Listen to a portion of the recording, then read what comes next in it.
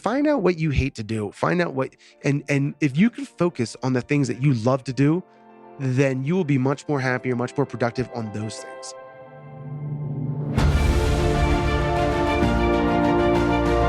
Hello and welcome to the Daily Helping with Dr. Richard Schuster. Food for the brain, knowledge from the experts, tools to win at life. I'm your host, Dr. Richard. Whoever you are, wherever you're from, and whatever you do, this is the show that is going to help you become the best version of yourself. Each episode, you will hear from some of the most amazing, talented, and successful people on the planet who followed their passions and strive to help others. Join our movement to get 1 million people each day to commit acts of kindness for others. Together, we're going to make the world a better place. Are you ready? Because it's time for your Daily Helping. Thanks for tuning into this episode of the Daily Helping Podcast. We have a special episode live from Park City, Utah at the GoBundance event. And I have an awesome guest to share with you today. We're going to talk about some really cool stuff. His name is Jon Huber.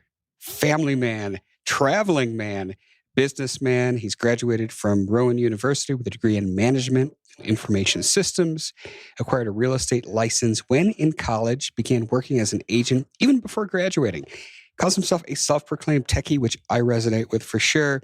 Used his formal training in database coding and analytics to give him a competitive edge in real estate. He's got a portfolio of 126 units spanning both coasts from LA to South Florida. So many amazing things he's doing.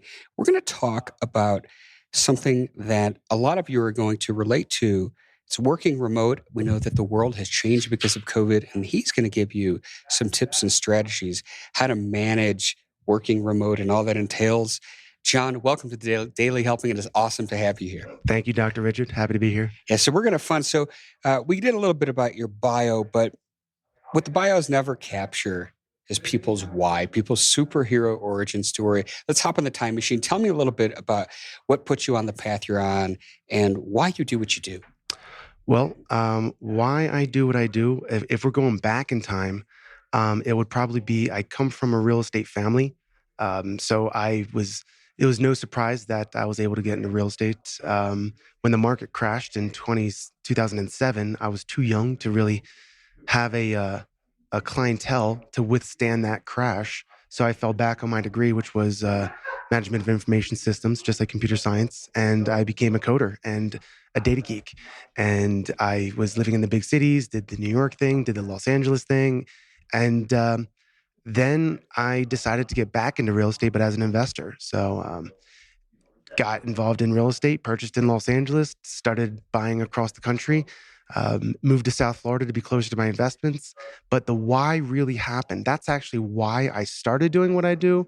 But why I continue to do what I do, it's got to be my family. Wife, kids, I want to spend as much time with them as I can. I don't want to be locked in a 9-to-5 office where I get to see my kids 2 hours a day and then they go to bed. I don't want, the teachers and the schools and the daycares to spend more time with my kids than I do.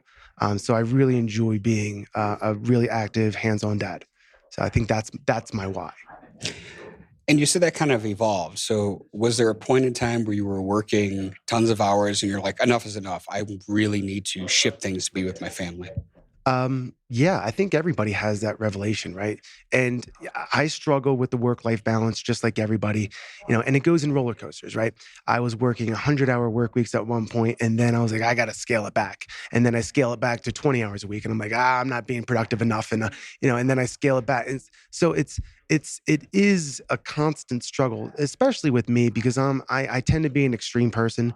So if I'm really excited about a project, I have no problems working 100-hour weeks, sleeping in my office, doing everything that I need to do to get something done. And at the same time, if I mentally check out from that, I have no problem, spending, as much time as I can with my family, traveling the world, doing whatever I can to disconnect from that project. It is a struggle with the work-life balance, but you know what? I think that there was never, ever one event that happened that said, you know what, this is it. I think it's multiple small events that lead me to scale it back when I need to. I get that. And so, I read your kind of tagline, family man, traveling man, businessman. How do you reconcile traveling man with family man? Well, I bring the kids with me. There So you go. yeah, so I recently hit my 40th country with my family, and I did it right before my 40th birthday. I wanted to hit 40 countries before I turned 40, and we went to Panama. Brought the kids. Was there for a nice long weekend, and and I want them to be exposed to different cultures. I want them to see different things. I don't want to get them toys. That what is my kid going to do with it? One more dinosaur. I want them to go to Turkey for 5-6 weeks like we did last year. I want them to go to wherever we want to take them. I want them to experience that because I think that that's going to resonate with them more than another doll or another dinosaur. So tell us, how many kids do you have and how old are they? I have 2 kids. I have a 4-year-old girl and I have a 3-year-old boy. My 4-year-old girl is going to be 5 next month. So I mean, I'm just super excited about them. I mean, they're amazing kids, and I'm going to do my best to make them amazing adults. That's awesome. And so, I know they're pretty young, but what kind of feedback have you gotten from them about their kind of nomadic lifestyle with you? Well, it's kind of cool because they'll say something and they'll be like, "Can we go to Sweden next month?" And I'm like, "What 4-year-old says that?" And she said, "But this is the thing." So she was watching some program on TV, and they showed the Great Wall of China, and she said, "I want to go see the Great Wall of China." And I was like, "That's so awesome that my kids now have this. They now see something and they realize, hey, I can actually go do that. It's not like, oh, I want to see a replica of that. It's like, no, I want to actually go there and I want to do that." So I think that that's really awesome that they have the mindset of, I see something and I can go do it. I mean, obviously, with our help, but that's the feedback that I've gotten. And I think that is the most important thing because mindset is everything. If you don't have the mindset, you're not going to achieve anything. And I'm grooming my kids now, the way that I feel that I was groomed growing up by my family. But I'm grooming them to have that mindset that anything is possible. If you see it, you can do it. And as they get it to grade school level, do you intend to virtual school them? No, I want them to. I believe that public school is really important. I think that you need to be exposed to a lot of different people.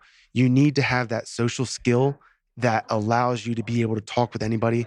I want them to be involved in sports. I want them to be involved in clubs. A lot of the friends that I have to this day are as a result of that. So I want them to be involved in public school. Also, the public school that is right next to us is actually a great school. So I want to take advantage of that. But what we're going to do now is we're going to do, we'll take a week off here and there throughout the year, but we're going to do, we'll be gone from, May to the end of August every year. Awesome. And so, we were talking a little bit before we hit the red button here, and you mentioned that you are 100% remote. And so COVID has changed the way we do business in the world, probably forever. I think we can agree that this is probably here to stay in some form.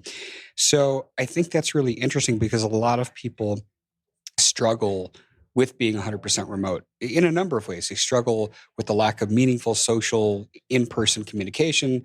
They struggle with task management. They struggle with being on calls and being efficient while your children are running in the room and wanting your attention. So you've developed some systems that have enabled you to be really effective, be 100% remote, and still be that family man and be present.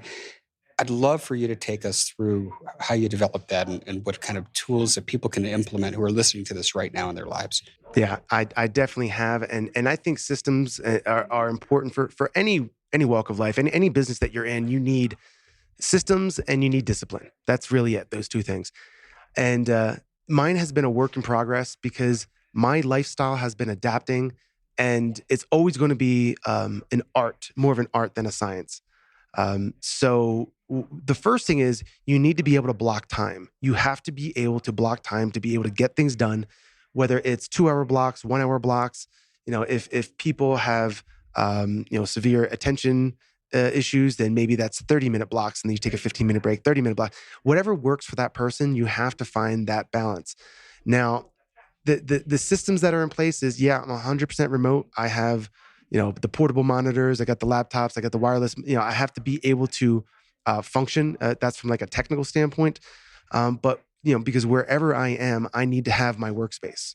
Whatever country I'm in, I need that. Um, and the time being, I'm a slave to my calendar. If it's not on my calendar, if it's not written down, it won't get done. And that, I think, has given me the accountability of getting the things done that I need to get done. Also, I think that I eased into it. So pre-COVID, I would take a couple weeks off at a time and travel. And then when issues would pop up, when issues pop up, you got to create a system around it so that you are not the bottleneck. You are not the go-to person. You have to put a team in place. And if that means if that costs you a little bit of money, then it costs you a little bit of money. Because like I'm working on different projects right now. And if I need a project manager, because I did not want to be the go-to guy to make decisions. I don't want to be the guy that's writing the checks. So I empowered a guy. He makes 5% of whatever that project is worth, if it's a rehab or whatever it is. And, he keeps the timeline on schedule. He keeps everything moving. He sends me pictures. He writes the checks and it costs me 5%. But you know what? If I did not have that person in place, it would probably cost me more than 5% because, how many budgets actually stay on budget, right? So it's worth it for me, but it's worth it for me financially, but it's also worth it for me from a peace of mind standpoint because it's one less thing that I have to worry about.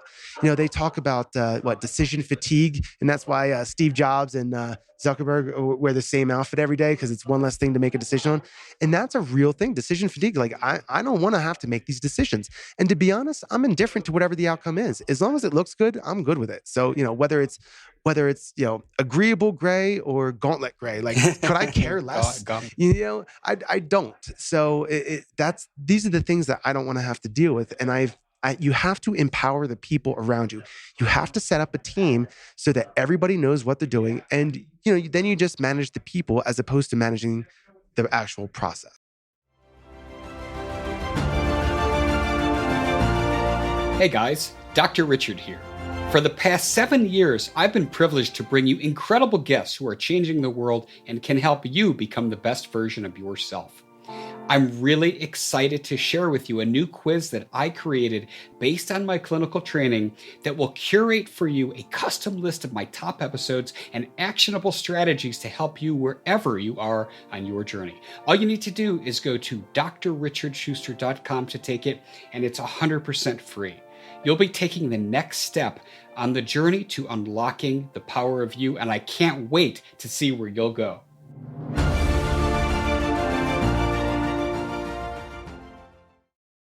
I think you said something interesting, and obviously not everybody listening to this is going to be rehabbing houses, but there's so many opportunities to bring in people, even virtually. And VAs out of the Philippines, for example, has become so popular, but it's because the average business owner can afford to do that and then have more time to leverage with what they're doing.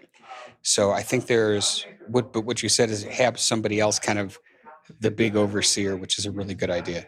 Yeah, and one of the things is you need to document your process so that anyone could come in, follow the documentation, and know what they're doing. I love VAs. I have multiple VAs. I got my VAs off of Fiverr. I just paid them to do a couple tasks, and they did great. And then I paid them to do a couple other tasks, and then they were great. And I'm like, hey, why don't we just put you on a retainer, and then you just do stuff for me?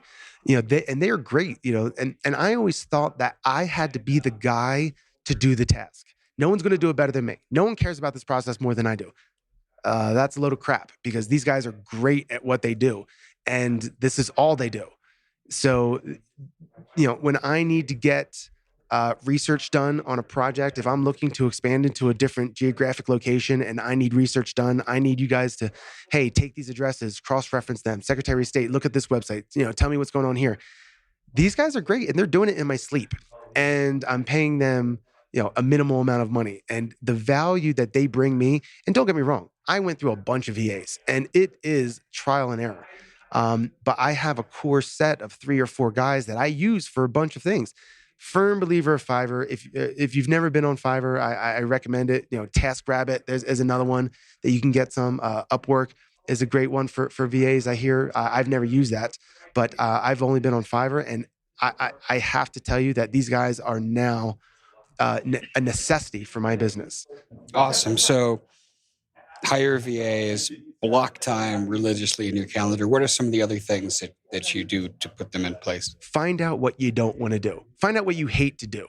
And I found out that, I'm not going to go through the list of the things that I hate to do, but it was a pretty lengthy list. And I was like, you know what? If I could just get somebody to do this one task, I would free up so much time. And it's actually only like a 15-minute or 20-minute task, but it would take me over an hour because first off, I had to psych myself up to do it. Then I had to like actually do the task, and it would take me longer than it would take somebody else that's an expert in that field. So find out what you hate to do. Find out what, and if you can focus on the things that you love to do, then you will be much more happier, much more productive on those things. I think that's awesome. And one of the most important things is that it's sometimes not even what you hate to do.